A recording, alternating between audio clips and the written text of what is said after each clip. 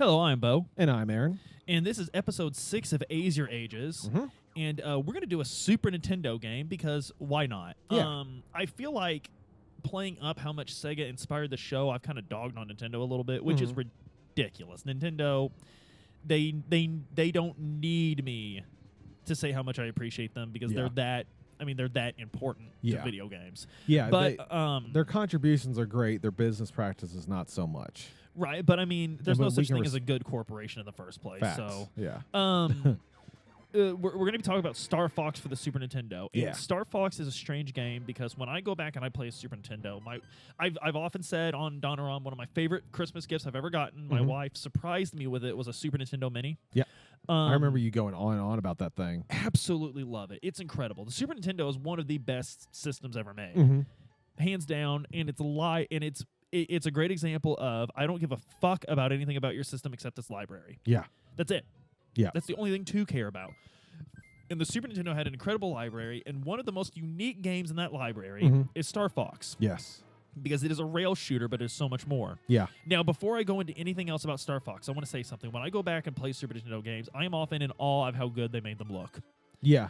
I love what they were able to do with pixel art on the Super Nintendo. Some of the most aesthetically pleasing games to me, and I think to the internet, based on what I see people posting, were on the Super Nintendo. I think most people would agree that Chrono Trigger is a beautiful game. Yes. I think most people would agree that Final Fantasy 3 or 6, depending on what region we're talking about, is a beautiful game. Yeah. I think Super Mario World is damn near a 10 game. Yeah, I don't think there's anything to complain about with World. It is a fucking incredible game, and visuals are part of that incredibility. Yeah. It's incredible looking. Star Fox looks like rotted goat butthole now. Star Fox's visuals did not age well. We mentioned this a while back. When 3D graphics became all the rage, everyone had to do them. Yes. Everyone was racing to do 3D graphics, and they didn't care how. Yes. By any means necessary. Rareware did this very well with Donkey Kong Country. They're like, look, amazing. Yeah, let's pre-render the shit in like basic. The long story short of what they did to trick the 16-bit graphics into looking like it was CG, into looking like it was CG 3D, was they basically copy pasted it into its environment. Yeah. And it was a brilliant workaround. It was a beautiful looking game. Donkey Kong Country was a great playing game. Yeah, it still looks saved good today, the Super Nintendo. It actually was what brought it over the Sega Genesis. And to this day, I think they're incredible games. I think it's absolutely insane that Shigeru Miyamoto doesn't like them. Yeah. I don't understand why he doesn't. I want to think it's more than just a pride that would make him say that. I want to believe better about him. But he is just a man. But yeah, he is just a man. But interesting fact about Shigeru Miyamoto, he has recently admitted in interviews that his kids liked Sega Genesis better. Yeah. And that he didn't take it as an insult. He took it as a personal challenge to make his own games better. There you go. But yeah, he said his kids preferred Sega Genesis. Yeah. Hey, that's something. At least he took it well. Yeah, I mean, what was he going to do? Compete with Sonic? But so this game just, I want to get this out of the way. It looks awful. I see people, but basically we were all racing to make 3D graphics a thing, and there are a lot of games because of this race that we look back on and they just look awful. Yeah. I don't even know what the fuck I'm looking at half the time. I don't know what this object's supposed to represent. Yeah, because on Corneria, there's two giants, I guess, carrying the big object. robot dudes, yeah. You know, the ones that they're carrying an object. Like a beam. What? Yeah. Well, what is this? The most egregious one for me is the R-Wing.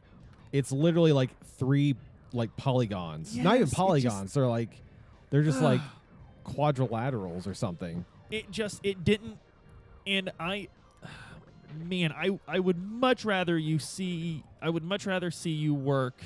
And now I admit it's a rail shooter. Their hands are kind of tied. They have to render this in 3D, but it's like it looks wretched. I can hardly play Star Fox because of it. What's really funny is that now people are making games similar and they're geometric, and that's the thing. But I think you could do that artistically. You can, but they didn't do that with the Star Fox, really. Rez looks incredible. Yeah. Rez is an incredible looking game. It's an incredible playing game. I like Rez better than Star Fox in every conceivable way. But I do like. I just basically I want to tell you guys I like Star Fox, and I think Star Fox is an amazingly innovative game. Its graphics weren't one of them. Its No. graphics were, You- in all other aspects of game design, this game went above and beyond. But in terms of graphics, it flew with its wax wings too close to the sun. Yes. I think is what I'm trying to say. Which so, is hilarious because you can damage your wings in the game.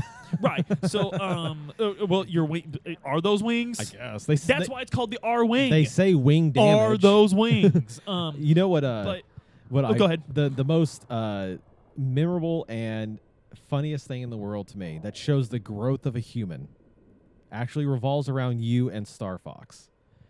Because when I was a child, I had Star Fox on my Super Nintendo. I had the cartridge. It was a game I owned, right? And at the time, you were like, that's awesome. I traded that to a friend of mine for Cliffhanger. And you didn't let me live that down for a week. Because that was a boneheaded decision. But look which is the better game now. Is Still Star Fox. I was gonna say, is there some internet thing where people Cliffhanger is the biggest hidden gem on the Super Nintendo? I can find 5 people who will agree with me that Cliffhanger was a good game. I guarantee you are I can not going to find sit here and maintain that 5 people. Cliffhanger is a better game than Star Fox. Not a better game, but still a good game. So the reason I drug Star Fox ass on its graphics just now is so I can get that out of the way and tell you about why this game's incredible. Yeah. From here on out, because it is an incredible game. Like I said, in every other aspect of game design, this game literally changed the way a lot of us looked at video games. Yes. It was incredible. One way that this didn't change it was that its graphics, they tried too hard, and they're vomit inducing. They're terrible. They're a great example of something that at the time when we because I remember when I was I don't even think they look good at the time though. They didn't look good compared to other things at the time, but those giants carrying that object, I just remember there was just a moment of me playing this game, and I think me and Cody, you guys know Cody, he's on the show. My cousin Cody, we had a joke about, I think the manual identified these things as objects, and we're like, obviously it's a fucking object, because what the fuck else would it be?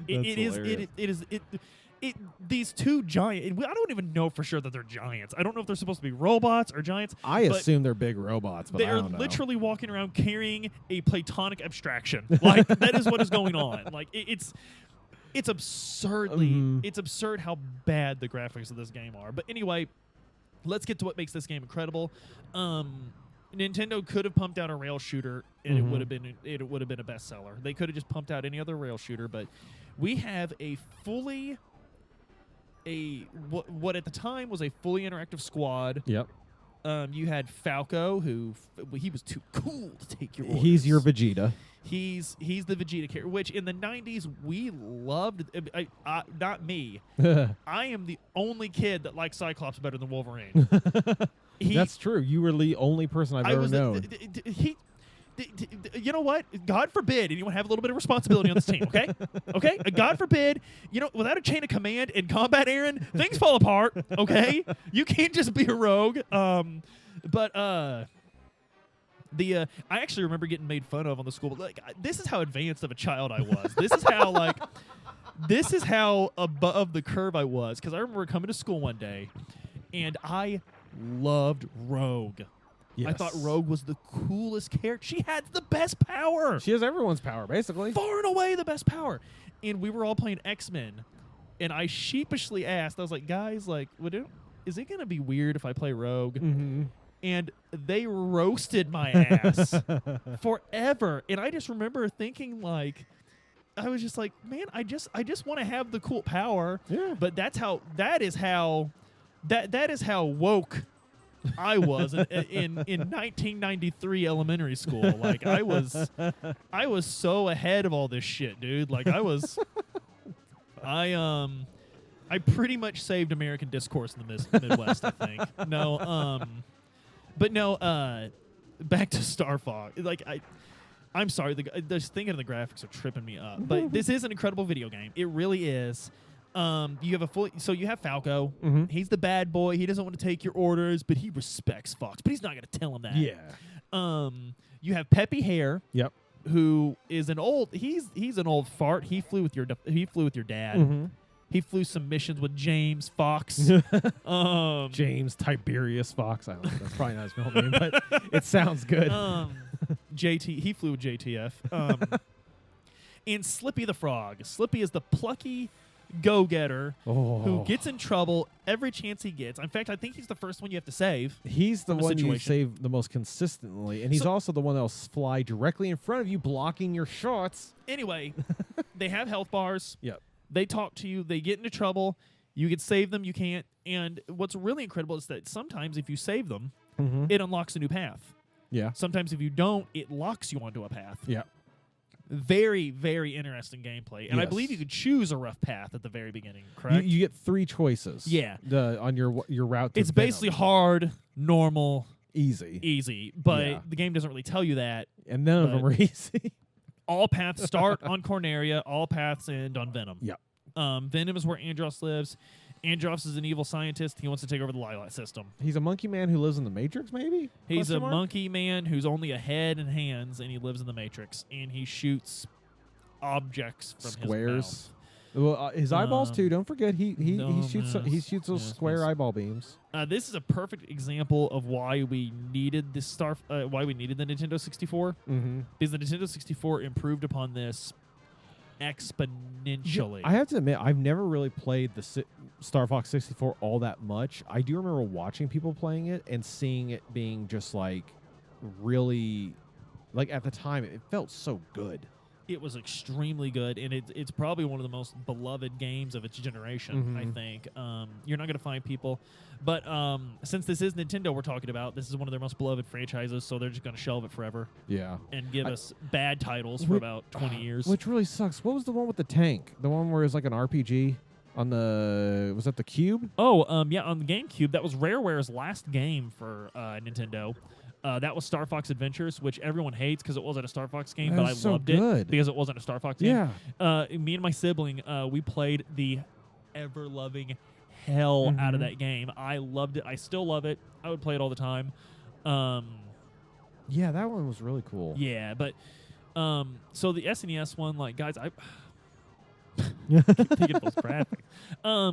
So story really basic. We didn't really need it to be a very good story, though. No. It's just and the gampay is addictive as hell. It's very fast. It gets it's very weirdly intense really It gets quick. weirdly intense very quick. Part of its intensity is because you don't know what the hell's going on the screen because things look so weird. Yeah. It's hard to tell what it's a background piece and an enemy sometimes. That and they do the well, that's a really big problem in that game. But they also do that typical thing that a lot of older games do whenever like it's like a rail shooter or a bullet hail or what have you. And they just eventually like put so much crap on the screen at once that you're like panicking, trying to desperately dodge everything you can. Yes.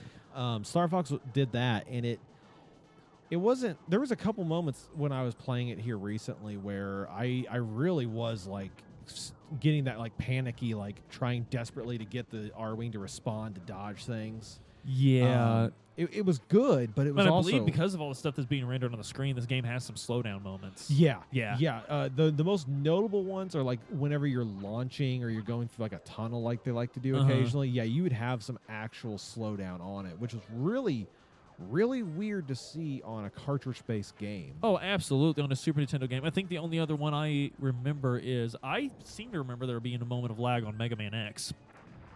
Seem to remember there being times where there were so many enemies on the screen in Mega Man X that it would kind of lag. Possibly. I remember there being a little bit of lag in whenever you would like if you tried to like dash jump between loading screens of the Yeah. menu, or not the menu but the level. Uh-huh. That could do it.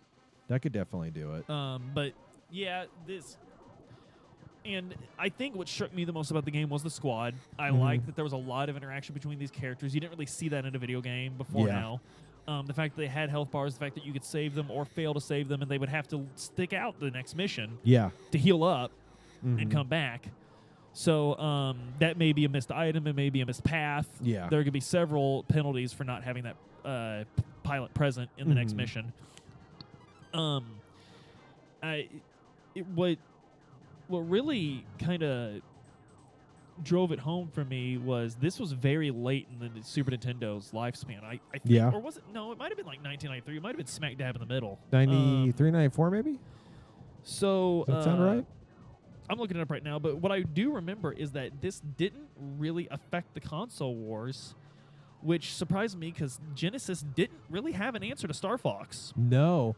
Yeah, it was a 1993. Oh, wow. The whole time I was playing Star Fox, I kept thinking there was a first-person space fighting game on the Genesis. I cannot for the life of me remember what it was. I know what you're talking about. But I kept thinking about that because there are moments in Star Fox where you go into first person. Like when you're in the asteroid belt, they put you into first person and you fly it that way. But you're still like on rails, basically, right? You have up, down, left, right, trying to dodge debris and enemies. But there was this one on the Sega that it was like full, like it was like you were on a map almost. I don't remember. That's all I remember. That's all I got, and I remember I sucked at it. Right.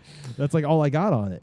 But that was one thing I kept thinking about when I was playing Star Fox, and it's funny. Like Star Fox, I don't think Star Fox was a big game at the time. Well, I'm just looking here. It sold 4 million copies worldwide. Wow. That's incredible That's for a big video game back then. Yeah, that's big for 94, 93, 94. I just don't know. Maybe I guess it was a big game, but I don't remember it being. Holy such a shit! big It was it was directed by Katsuya Eguchi. Apologies if I mispronounced your name.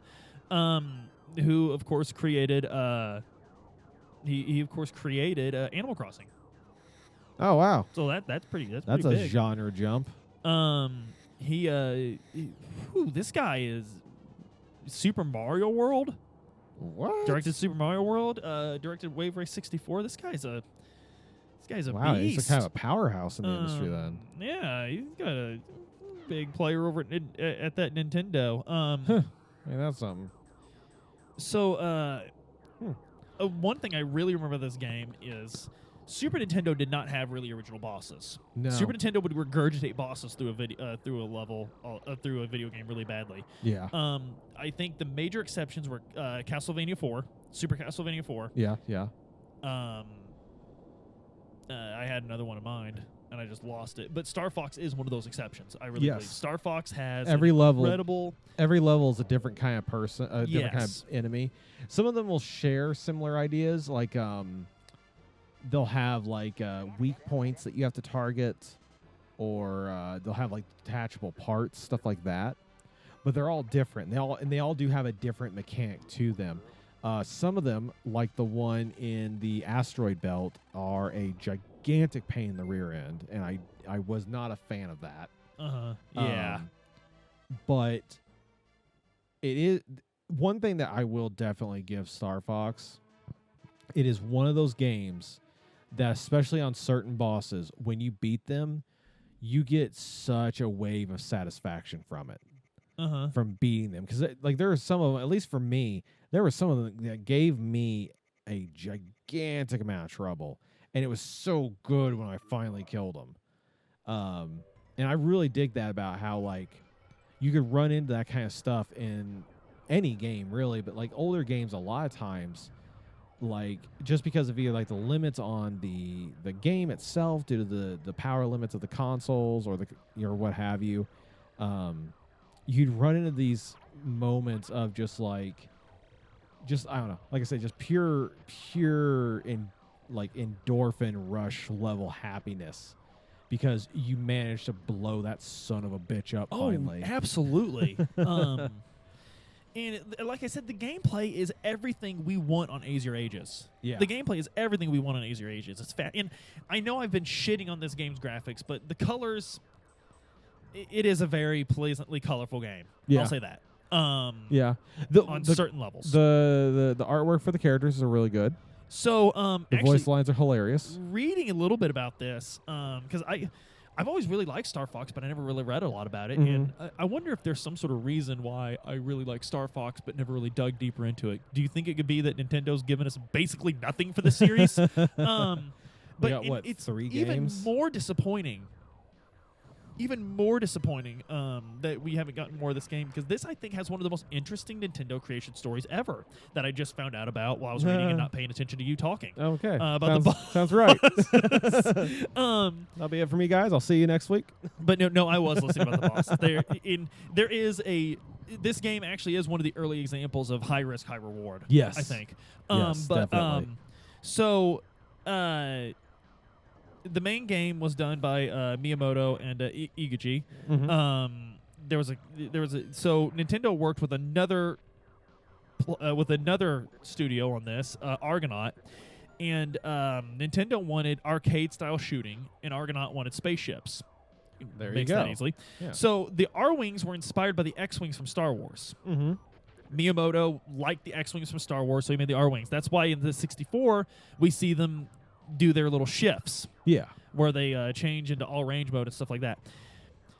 He went to a certain shrine that was about a 15-minute walk from the Nintendo corporate headquarters, and the Torii Gate's there.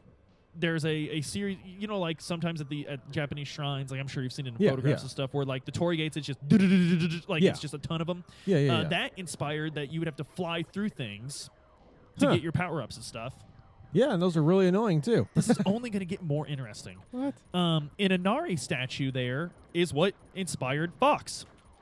One of the Inari statues. I feel like I've heard that before somewhere. Like, that makes so much sense, too, right? Yeah. Like, he just looked at this Inari statue, and he's like, you know what? And Miyamoto was basically like, you know what? I don't want to make a video game. I don't want to make a space game about, like, people. Yeah. He's like, it's too obvious. It's too on the nose, and it doesn't really, it's not Nintendo, you know? Yeah. So, and he consciously made the decision not to use the Japanese word kitsune, the Japanese word for fox, or kitsune. I'm not sure on the correct pronunciation, but it's the Japanese word for fox. He didn't want to use that. Even in Japan, it is the English word fox. Wow. He's called Star Fox, no matter what region you're in. Hey, that's something. I wonder if it's literally any region you're in. I wonder if Germany, if he's still called Fox. I don't know. I don't know. I wonder if when they localized it for places like Germany or what have you, they did go ahead and switch it over to the German word or whatever. But the reason you have a bird and a hare on your team is because in Japanese folklore, the fox is closely associated with the bird and the hare. Huh. And the toad actually came from a staff member at Nintendo who used toads as his personal mascot. Not his corporate. He worked for Nintendo. Yeah, he has no corporate mascot. He just came into Nintendo and apparently decorated his desk with frogs. Had a frog T-shirt or something. He's like, "This is me." He would sign his name with a little picture of a this frog. Is me. Oh, that is cute. I like that. Just the idea of Japanese letters, a little frog giving the Japanese victory sign. Oh, that's adorable. I love that. That's fantastic. I wish I had thought of that. So yeah, and the reason the Cornerian army is dogs and Andros' army is monkeys and Andros is a monkey and General Pepper is a dog is there's a Japanese expression about fighting like dogs and monkeys. Huh. So there's a lot of Japanese culture wrapped up in this god-awful looking game. This isn't really incredible. And the cover, I always found the cover of Star Fox very interesting. Those are actually puppets.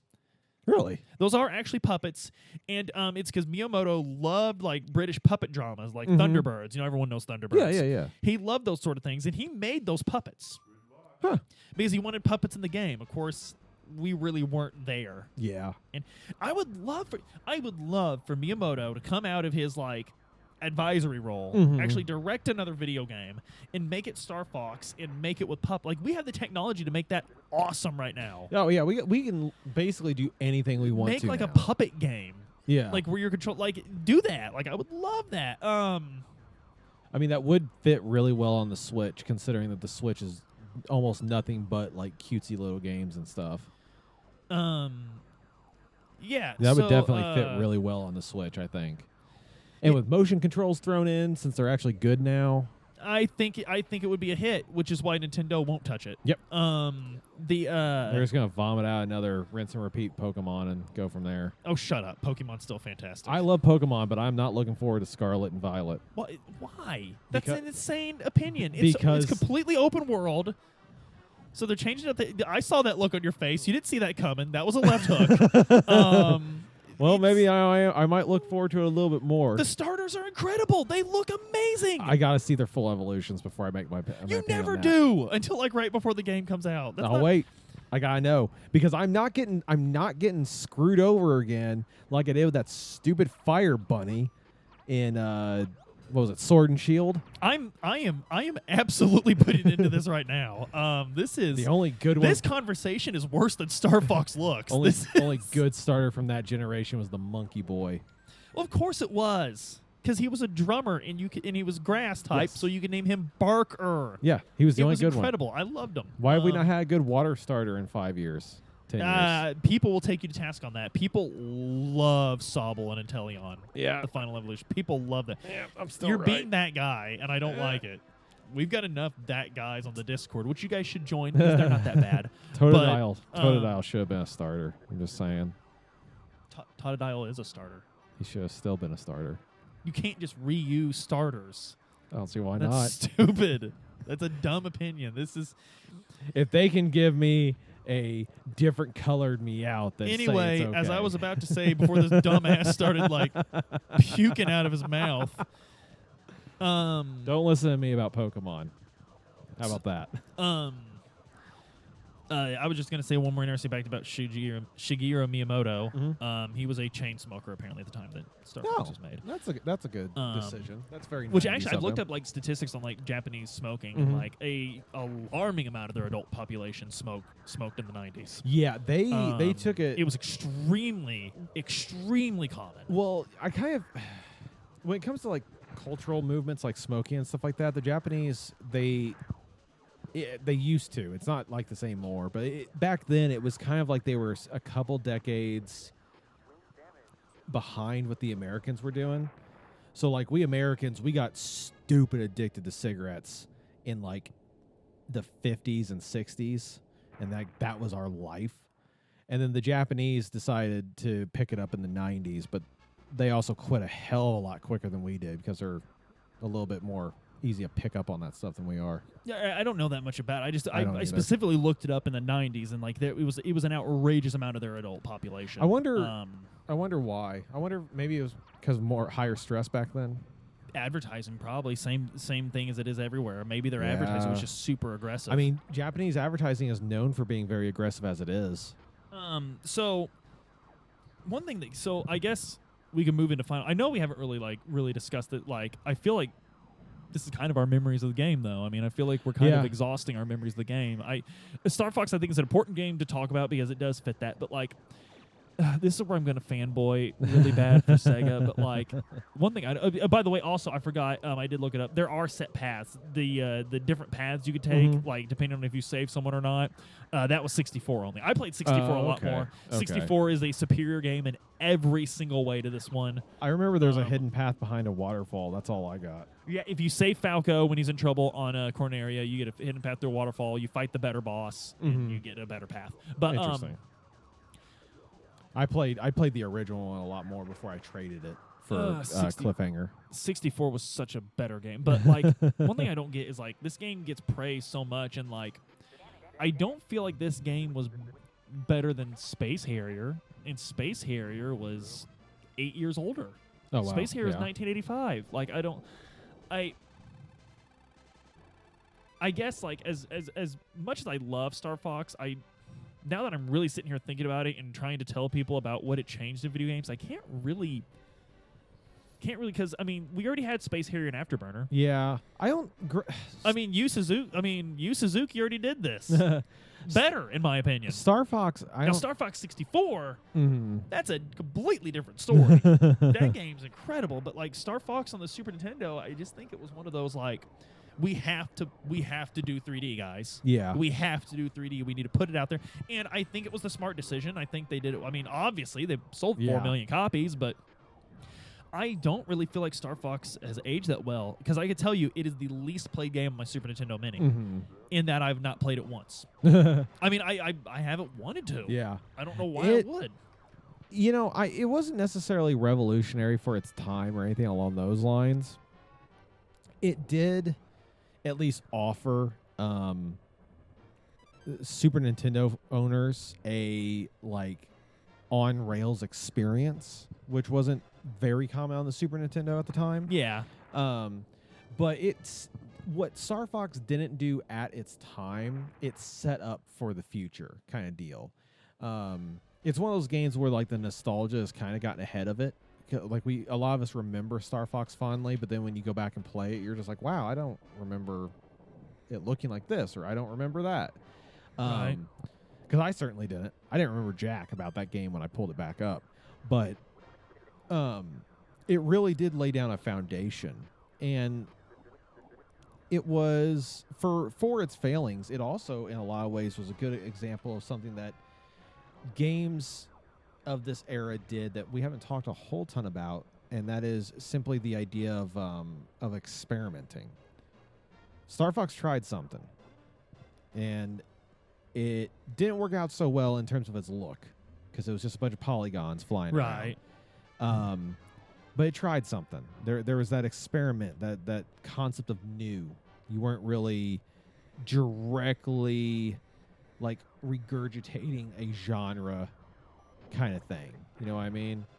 Yeah. That's one thing I will definitely give it for. And it was one of those games where, like, even at least at the time when I was a kid, before I traded it, you know, which I guess that doesn't speak so well, but I was done with my game trades. Anyone who knows me knows that.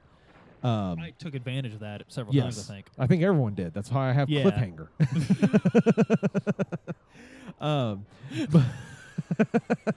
It's like I have the to deep- love that game just to justify to myself that it's okay that I did that. I'm gonna buy you Cliffhanger for Christmas this year. I'm gonna get on eBay and find like it can't be expensive. I still have it, I think. Unless you want to get a copy of the VHS of the movie for me, so I can put that on the mantle. No, I actually kind of like the movie. I did. The movie's pretty good. Yeah. The movie's pretty good. But no, Star Fox. It was a good example, though. For all of its failings in terms of like its graphics and whatnot, it was a really good example at the time of a game that a lot of us would sit down and just play. Me personally, for example, I would never get past like level 3, but I just keep playing it and keep doing it until I got kicked off the TV and had to go climb trees. And that's something that those older games, these games of this era gave us a lot of times, was that you just kept going back for more. You kept going back. You kept going back because and something that you don't see in games now is you got the score bar. You got a 92% on that level. Oh yeah, which means there was you got a 8% rating. more Yep. you didn't kill. You got a rating. And you could have killed yeah. them. And you got to try that again. Or items collected, stuff of Yeah. that nature. And that, you know, that kind by of the way, Cliffhanger with manual is like $15. Oh, So I'm gonna. I don't have the manual. Well, you're got a gonna cartridge. because I'm gonna do the Homestar Runner Deep Impact with you. I saw a movie at Walmart the other day that looks like the new Deep Impact. I It's think- literally called Deeper Impact, I think. I think my favorite thing about that Homestar Runner gag is when Strong Bad, I can't remember, he gets a Deep Impact again, and Homestar makes a joke about the movie, and Strongman goes, "That's not even the right movie. That's Armageddon." And Homestar goes, "Those were two different movies." And then, like, he kind of trails off, and he goes, "They were released the same summer and everything." So guys, like, Star Fox has such a convoluted history that 64 was the last Star Fox game that Nintendo developed on its own. Mm-hmm. Star Fox Adventures was, of course, Rare. It was Rare's last game for Nintendo. And I actually knew this coming into this. Mhm. The day that Star Fox Adventures released in North America was actually the first official day of Rare being a Microsoft studio. Wow. Yeah. Huh, So that hey, kind of that's tells you something. where they were through development of that game. Wow. That's Star Fox nuts. Assault for the GameCube was developed by Namco, specifically the team at Namco that developed the Ace Combat series. Interesting. And then Star love me some Fox Ace Combat. Zero, which was for the Wii U, was actually co-developed by Platinum Games. So Platinum Games. What? Platinum Games has actually done a lot of games. I mean, that, they do like- everything, but Yeah. I didn't know they did that. Yeah. Huh. That's weird. So they were kind of darlings for Nintendo for a while with the whole Bayonetta 2 thing. Yeah. That was kind of a big deal for Nintendo to snag that Bayonetta 2 thing. Yeah, that's crazy though. So, Huh. yeah, like Why did I learn stuff on this? I don't. Well, really, because I guess there's not a whole lot to talk about. I feel like it was important that we did it. Yeah. I feel it was important to do Star Fox, but I don't think there's really that much to say. I know the most things I said was about how bad the graphics were. But, like, I just remember being a kid and people being like, "It looks so real," because people were just jaw dropping at Yeah. 3D rendered graphics, and The fact that it was 3D, that was so big back then. I'm one of the few kids I can remember that was like, I wish they'd just wait till this was better. Yeah. I wish, and honestly, like, and by better, I mean like even Nintendo 64, I thought, we're fine now. Yeah. This is okay. These things look like approximations of what they're supposed to look like. I'm fine. I still think Wave Race 64 is an amazing looking game. Yes. I think that's a great looking game. But so guys, ways to play Star Fox. It's actually very easy now. It is available on your Super Nintendo collection on your Switch if you do the online. Yep. You don't have to pay that dumbass expansion pack thing. That's just you just get that for your base subscription. It is on the Super Nintendo Mini. There's a lot of ways to play Star Fox nowadays, and I want to iterate that I do recommend that you play it. I really do. Definitely play it. Do not take this as me dogging on the game too badly. But you will have to get over the looks. I'm warning you. And I know a lot of people all the time are like, well, I think it looked great for its time. I think it was incredibly innovative, and that's fine. Yeah. That's fine. You can have your I think Load by Metallica was a good album opinion. I think Metallica's a good band. I think Metallica's a good band. I just think it's funny when like people were like, man, the Black Album, it's like they went Nickelback. It's like they were always the heavy metal Nickelback. Like someone was always doing something heavier and more brutal than Metallica. They say they're thrash and they're not thrash. Yeah, I mean, Master of Puppets is a thrash record. I'll give them that, and I do. Yeah. And I do like Ride the Lightning because Dave Mustaine wrote it. Yeah, Dave Mustaine, politically kind of a monster, but musically kind of a genius. He can't help it. He was dead for 5 minutes. I love how like the VH1 behind the music, that was like the whole thing. Like that was like they just the way I handled the graphics of Star Fox in this episode of this is how they handled Dave Mustaine being clinically dead for 5 minutes.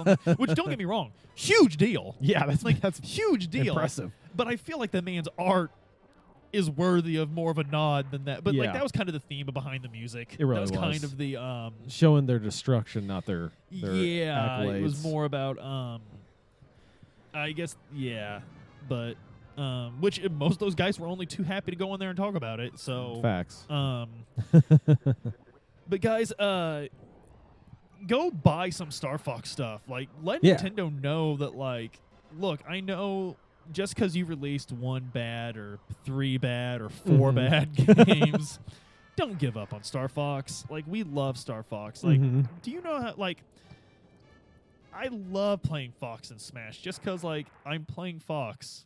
Like, he's there. I'm playing him. He's there. He's still got some fight left in him. He can still do it. I like playing as Falco. I'm really surprised Crystal from Star Fox Adventures was not made playable in Star Ultimate. That is actually really surprising. I feel like Ultimate, they were kind of like, you know what? We've got all the Nintendo characters we need.